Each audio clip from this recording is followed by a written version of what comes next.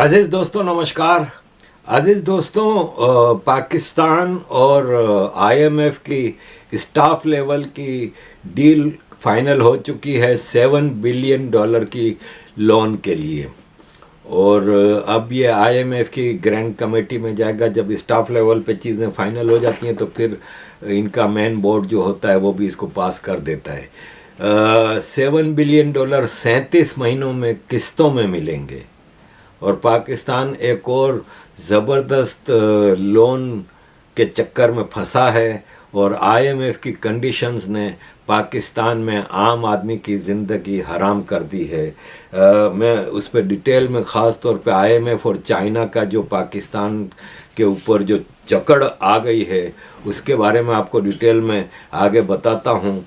पहले मैं ज़रा दो तीन छोटी ऐसी खबरें आपके साथ शेयर करूँगा कि गुड्स ट्रांसपोर्टर है ना, उन्होंने आंदोलन की कॉल दी है जुलाई 25 से। पंजाब और खैबर पख्तूनख्वा में ये लोग अब स्ट्राइक करेंगे और गुड ट्रांसपोर्टर्स जो हैं अब वो माल डिलीवर नहीं करेंगे। दिस विल ब्रिंग ए ज़बरदस्त क्राइसिस, क्योंकि टोल टैक्स बहुत ज़्यादा बढ़ा दिए गए हैं और अनजस्ट फाइन्स इनके ऊपर किए जाते हैं। और अब 15 जुलाई से इन्होंने ये आंदोलन करना था, लेकिन फिर मुहर्रम के जो 9-10 मुहर्रम के दिन पड़ गए हैं बीच में, तो उसकी वजह से इन्होंने 25 जुलाई से ये स्ट्राइक करेंगे। और अभी पंजाब और केपी, इसके बाद ये जाएंगे पाकिस्तान के दूसरे प्रोविंसेस में, पीओके और गिलगित बल्तिस्तान में भी। अजीज़ दोस्तों, अमेरिका के प्रेसिडेंट बाइडन ने एक लॉ साइन किया है, एक्ट जो चाइना तिब्बत एक्ट है, उसमें उन्होंने एक नया लॉ साइन किया है, लॉ S-130, जिसमें ये कहा गया है कि चाइना अपना तिब्बत का मसला हल करे। उसमें ये कहा है कि हम डायरेक्ट चाइना को कहते हैं कि वो दलाई लामा या उनके डेलीगेशन के साथ मीटिंग करके तिब्बत के मसले को सॉल्व करे। तिब्बत में काफ़ी मसाइल हैं, उनके लिंग्विस्टिक, कल्चरल, रिलीजियस राइट्स को वायोलेट किया जा रहा है, लेकिन उसमें उन्होंने ये भी कहा है कि हम ऑटोनोमस तिब्बत रीजन और तिब्बत के एरियाज़ को चाइना का हिस्सा मानते हैं। यानी अभी भी उन्होंने चाइना को कोई ख़ास वो नहीं किया है।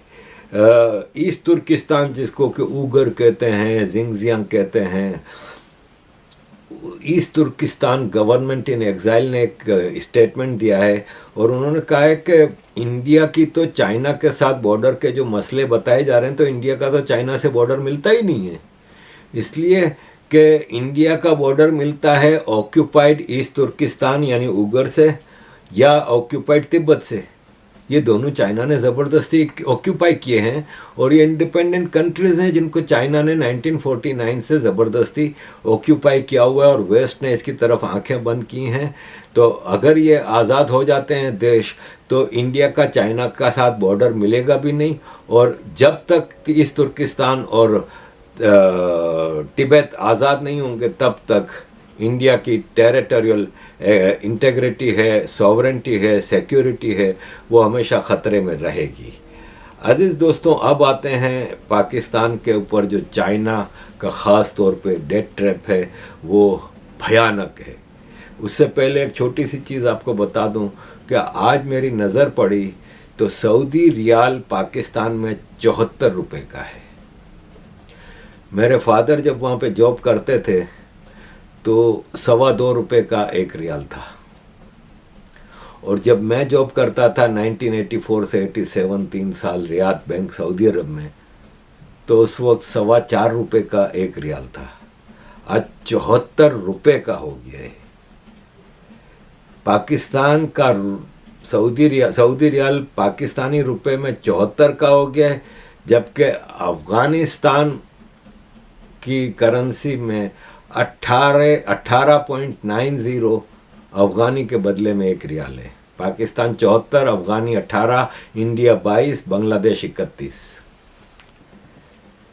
अब आते हैं अजीज दोस्तों, डेट ट्रैप जो पाकिस्तान के ऊपर चाइना का है, उसके बारे में ये कामरान खान साहब ने कहा है कि ये जो सी पैक का डेट ट्रैप है ना, जो पाकिस्तान गेम चेंजर बना के पेश कर रहा था और कहता था कि पाकिस्तान की तकदीर खुल जाएगी, उसने पाकिस्तान को ऐसा घेरा है, ऐसा घेरा है कि जिसको आप सोच भी नहीं सकते। IPPS यानी इंडिपेंडेंट पावर प्रोड्यूसर्स जो थे, ये सीपेक का हिस्सा थे और पाकिस्तान के मुख्तलिफ हिस्सों में IPPS के ज़रिए पावर प्रोडक्शन के यूनिट्स लगाए गए थे चाइना द्वारा। उसको उसके बदले में लोन दी थी। ये जो सीपेक की लोन थी, खाली रोड वगैरह तो नहीं थे ना, सीपेक में रोड, रेलवे, पावर प्रोजेक्ट्स की बात हुई थी।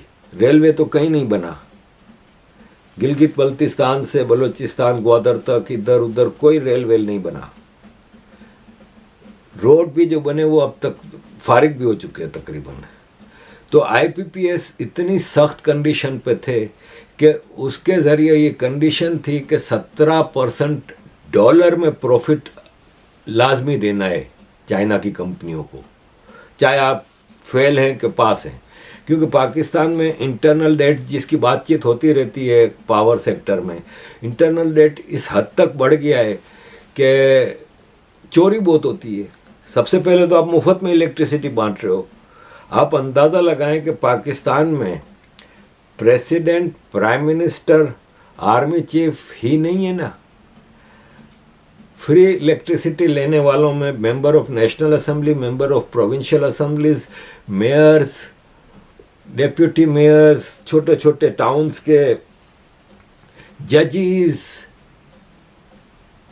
आपके आर्मी के जनरल्स, रिटायर्ड जजेस, रिटायर्ड हजारों लोगों को तो ये सब फ्री में इलेक्ट्रिसिटी देते हैं। तो फिर वो जो 17% डॉलर में आपको प्रॉफिट उन कंपनियों को देना है, वो आप कहाँ से लेंगे?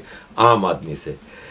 तो अब पाकिस्तान इस पोजीशन में नहीं है कि इस साल जो पाकिस्तान को 15 अरब डॉलर देने हैं, वो कहाँ से देगा? देखें, ये पाकिस्तान में इलेक्ट्रिसिटी का भाव हर दूसरे दिन बढ़ रहा है। इस वक्त एक यूनिट 77 रुपये का हो गया है। 77 रुपये 15 पैसे का एक इलेक्ट्रिसिटी यूनिट। अब आप अंदाज़ा लगाएं कि एक आदमी मिनिमम 200 यूनिट तो गरीब से गरीब घर में भी चलता है ना, जिसका एक फ्रिज है, एक पंखा है, 2 लाइट के वो सिस्टम है, AC वैसी होंगे तो लंबा चौड़ा मामला जाएगा। 200 यूनिट जो जलाता है ना बिजली एक महीने में, उसको 15,000 16,000 रुपया बिल आता है ऑफिशियल। बाकी तो उसमें कितनी और चीज़ें बढ़ाई जाती हैं, कितने और टैक्सेस और ये वो और। तो आप अंदाज़ा लगाएं कि एक आदमी की जिसकी सैलरी 15-20 हज़ार रुपया है, वो कहाँ से ये बिल भरेगा? और सिचुएशन ये है कि आपके पास तो पैसा ही नहीं है कि आप भरें। सर्कुलर डेट इस वक्त पाकिस्तान का 2600 बिलियन रुपया है। 2600 बिलियन रुपया आपका सर्कुलर डेट है। और आपको सिर्फ इस साल चाइना की ये जो IPPS है ना, इंडिपेंडेंट पावर प्रोड्यूसिंग सेक्टर, उनको 1700 बिलियन रुपया खाली इस साल देना है। अब कहाँ से देंगे आप? तो अब पाकिस्तान के जो फाइनेंस मिनिस्टर हैं औरंगजेब, और planning and development minister Ahsan Iqbal, वो चाइना गए हैं और चाइना से रिक्वेस्ट की है कि आपको हमने इस साल 15.4 बिलियन डॉलर आपकी चाइनीज़ एनर्जी कंपनियों को देना है, जो वो हम कहाँ से दें? हमारे पास तो 3-4 बिलियन डॉलर ख़जाने में पड़े हैं और हमारे पास तो सैलरी देने के पैसे नहीं है। ये Kamran Khan minister of planning and development Ahsan Iqbal से पूछ रहे हैं कि आपके पास तो चपड़ासी को भी सैलरी देनी है तो आप उधार लेके दे रहे हैं। तो आपके आधे आधे पेज की शहबाज शरीफ की पिक्चर के साथ आप अखबारों को एड देते हैं। ये सब फजूल खर्चियां क्यों? इसी तरह जो लॉस मेकिंग इदारे हैं या महकमे उनको बंद किया जा रहा है। तो पाकिस्तान में एक बहुत संजीदा कोशिश हो रही है कि हम मुल्क की मईशत को मजबूत बुनियाद के ऊपर खड़ा करें। कुछ रहम दिली भी दिखाए ना। अब हमारे पास तो एक चपड़ासी के भी पैसे जब हमें तनख्वाह देनी होती है तो हम वो भी कर्ज लेके देते हैं। अब ये वज़ीर आज़म साहब की आधे आधे सफ़े पे तस्वीरें छप रही हैं कि उन्होंने पाकिस्तान में कौन से झंडे गाड़ दिए। ये 1 अरब रुपए के इश्तहार 4 दिन में दे दिए हैं। ये माले मुफ्त दिले बेरहम है। अपनी तशहीर के बजाय अगर ये आवाम में बांट दे तो सर बहुत फायदा हो जाएगा। आपको पता है वो आप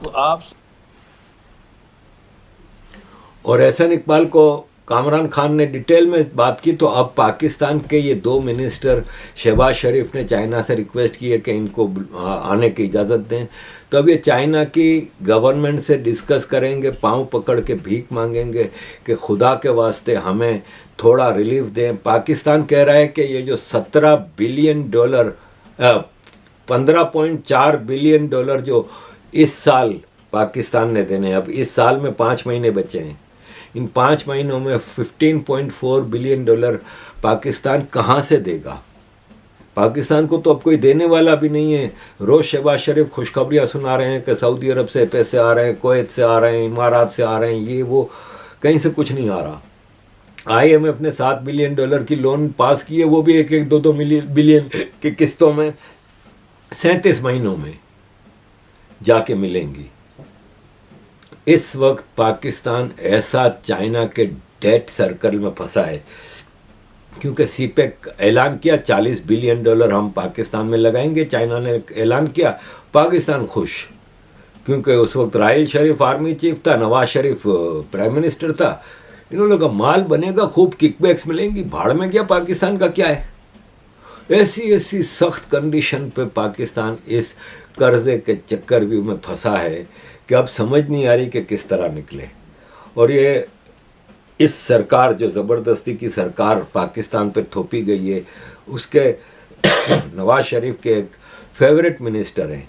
हर नवाज शरीफ सरकार में ये मिनिस्टर रहा है। इसकी माँ भी मिनिस्टर रही थी पहले, ज़िया-उल हक के ज़माने में इसकी माँ पार्लियामेंट में थी। तब से ये नवाज शरीफ का चमचा रहा है, हर जगह हर बार इसको मिनिस्ट्री मिली है ज़बरदस्त। इस बार इसको प्लानिंग एंड डेवलपमेंट की मिनिस्ट्री बनी है। क्या प्लानिंग करेंगे, क्या वो करेंगे, कामरान खान से ये डिस्कस कर रहे हैं। ज़रा देखिए, तमाम हुकूमतें कह रही हैं कि हमारी जो कैपेसिटी है, हम पर जो वाजिब अदा अदायगियाँ हैं चीनी कर्ज़ों के हवाले से, IPPs के हवाले से, हमें डेट सर्विसिंग करनी है, हमारी मईशत की वो कैपेसिटी नहीं है, हम वो नहीं कर सकते। आप इस वक्त बीजिंग में मौजूद हैं, क्या इसकी अपडेट है, क्या फीडबैक है? जो आपने कैपेसिटी पेमेंट की बात की, देखिए हमारा एक स्ट्रक्चरल प्रॉब्लम है मईशत का। सर्दियों में 10-12 हजार मेगावाट पे डिमांड आ जाती है, गर्मियों में 24-28 हजार मेगावाट पे चली जाती है। अब अगर आप 24-28 हजार मेगावाट की गर्मियों में बिजली की जो तलब है उसके मुताबिक मंसूबे लगाएंगे तो बिलाशुबा आपको सर्दियों में 10-12 हजार आइडल कैपेसिटी होगी, उसके कैपेसिटी चार्जेस देने पड़ जाएंगे। ये जो सर्कुलर डेट है ये इस वजह से नहीं है कि हमें कुछ सीपैक के मंसूबों ने जकड़ लिया है। पूरे मुल्क के अंदर बिजली की चोरी होती है,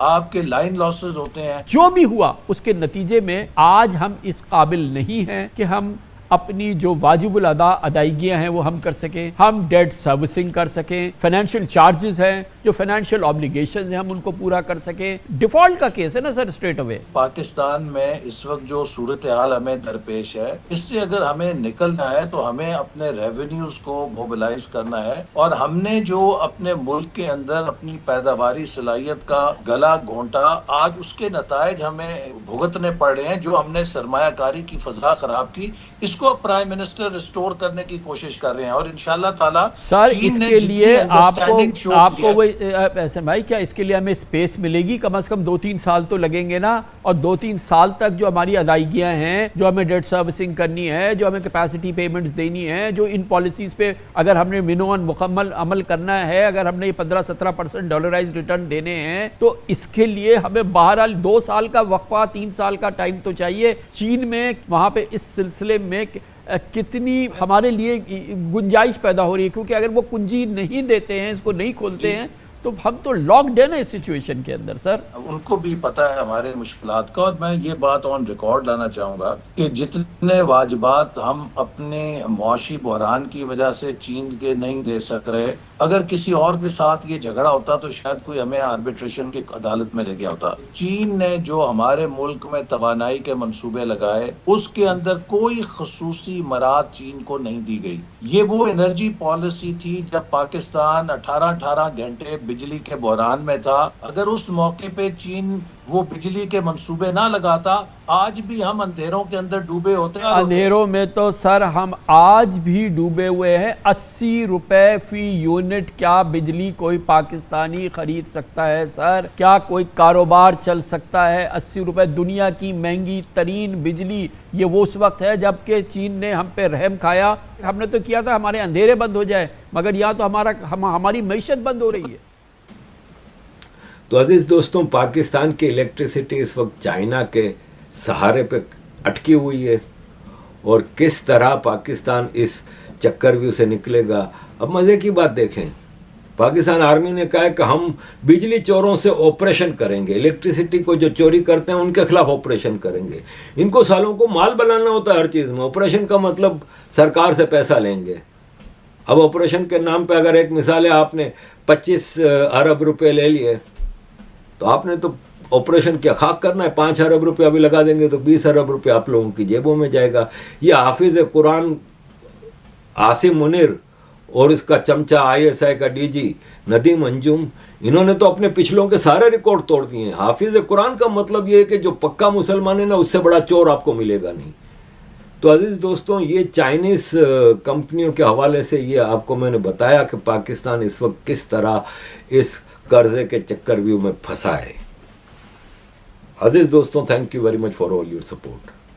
काइंडली कीप सपोर्ट।